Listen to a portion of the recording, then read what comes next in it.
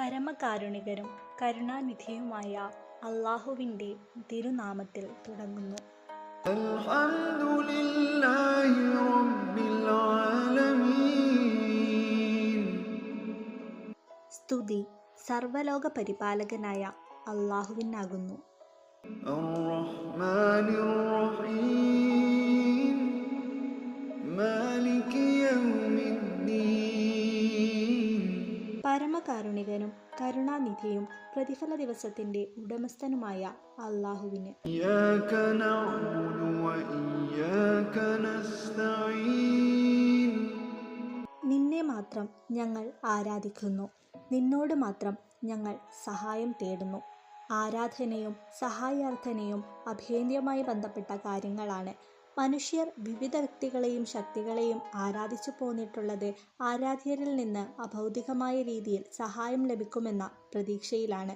പ്രപഞ്ചനാഥനല്ലാത്ത ആരിൽ നിന്ന് അഭൗതികമായ സഹായം പ്രതീക്ഷിക്കുന്നതും അതിനായി പ്രാർത്ഥിക്കുന്നതും ഇസ്ലാം പഠിപ്പിക്കുന്ന ഏകദൈവത്വത്തിന് വിരുദ്ധമത്രേ. അതായത് പ്രപഞ്ചനാഥനായ അല്ലാഹുവിനോടല്ലാതെ മറ്റൊരാളിൽ നിന്ന് സഹായം പ്രതീക്ഷിക്കുന്നതും അതിനുവേണ്ടി മറ്റൊരാളോടോ, അതായത് ബിംബാരാധനയും പിന്നെ തീയും മറ്റു കാര്യങ്ങളും ആരാധിക്കുന്നതും അതിനോട് സഹായം അഭ്യർത്ഥിക്കുന്നതും അല്ലാഹു വിലക്കിയിരിക്കുന്നു. ഇഹ്ദിനസ് സിറാത്തൽ മുസ്തഖീം. സിറാത്തൽ ലദീന അൻഅംത അലൈഹിം ഗൈറിൽ മഗ്ദൂബി അലൈഹിം വലദ്ദാല്ലീൻ.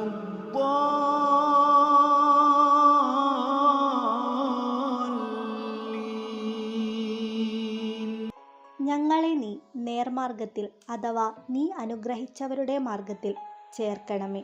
ഇവിടെ ഉദ്ദേശിക്കുന്നുള്ളത് നിഷ്കളങ്കമായ ഏകദൈവാരാധനയുടെ മാർഗത്തിൽ, അല്ലാഹുവോട് നേരിട്ടുള്ള പ്രാർത്ഥനയുടെ മാർഗത്തിൽ, അഥവാ പ്രവാചകന്മാരും സജ്ജനങ്ങളും പിന്തുടർന്ന കളങ്കമില്ലാത്ത തൗഹീദിൻ്റെ മാർഗത്തിൽ ഞങ്ങളെ നീ ചേർക്കണമേ എന്നർത്ഥം.